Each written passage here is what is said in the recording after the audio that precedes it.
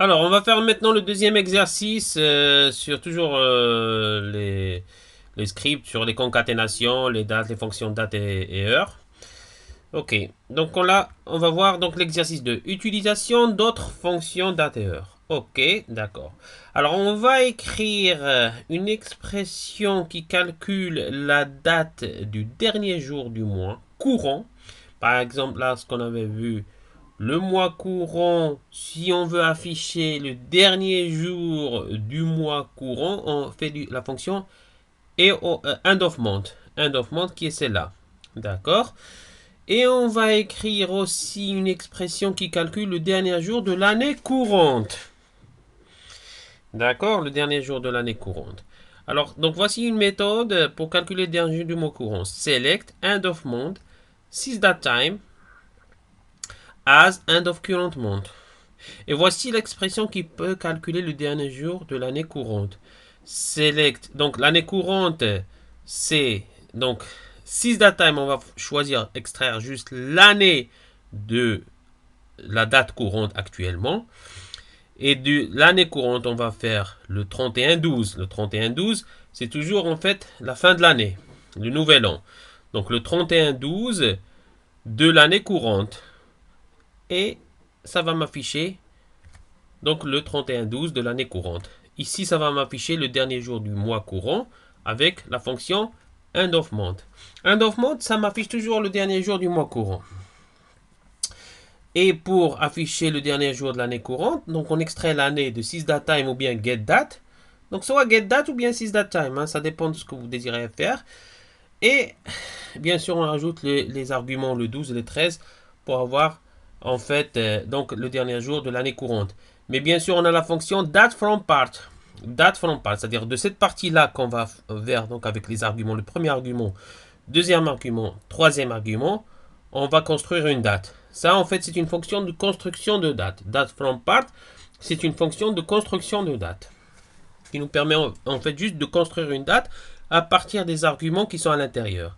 Les arguments qu'on a à l'intérieur, c'est l'année de la date courante, le 12 et le 31. Donc on va construire une date avec l'année courante, le 12 et le 31, ce qui va m'afficher en fait le 31-12 de l'année courante. Ici, end of month.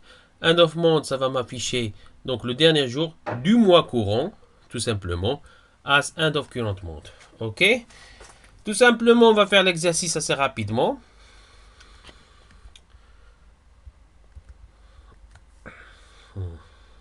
Alors, je me log sur SQL Server Management Studio.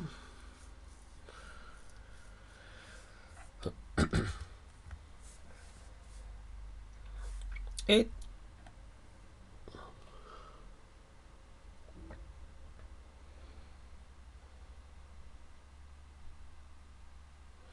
et là, je vais faire ma requête. Donc, select new query. Donc, select end of month. OK. De l'année, du mois courant. Donc, 6 date. De l'heure courante actuellement, 6 date time.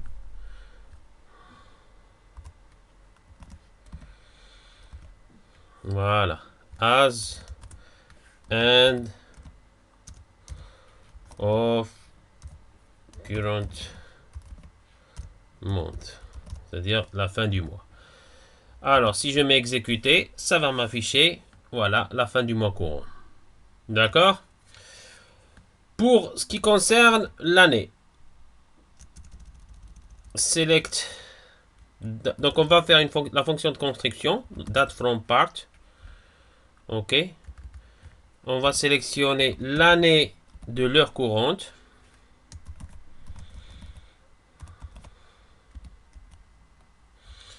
OK.